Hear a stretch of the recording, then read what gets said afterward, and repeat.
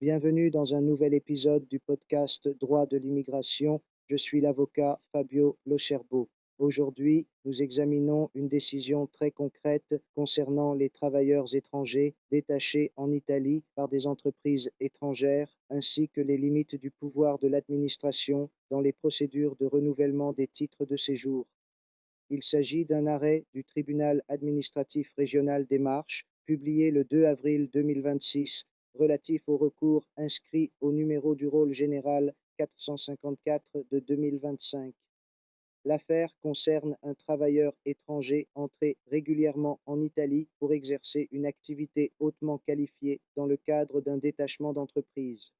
Avec le temps, la relation de travail s'est stabilisée et a été transformée en contrat à durée indéterminée. À l'expiration du titre de séjour, une demande de renouvellement a été présentée. La préfecture de police a rejeté la demande pour un motif purement formel, l'absence de prorogation de l'autorisation délivrée par le guichet unique de l'immigration. C'est précisément sur ce point que le tribunal intervient. Le juge administratif affirme un principe fondamental.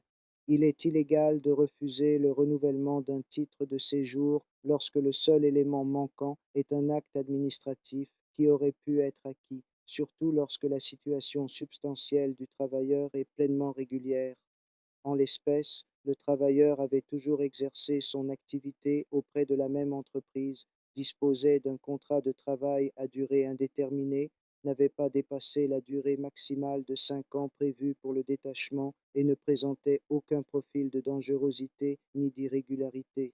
Autrement dit, toutes les conditions substantielles du séjour étaient réunies.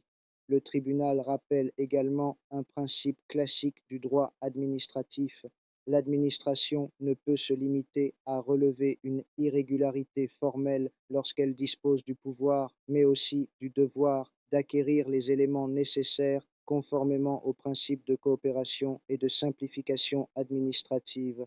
Un autre aspect mérite d'être souligné.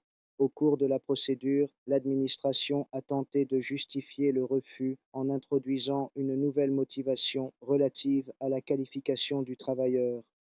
Le tribunal rejette clairement cette approche. La motivation d'un acte administratif ne peut pas être complétée a posteriori au cours du contentieux. En conséquence, le recours est accueilli, la décision annulée et l'administration tenue de délivrer le titre de séjour. Cette décision confirme une orientation nette.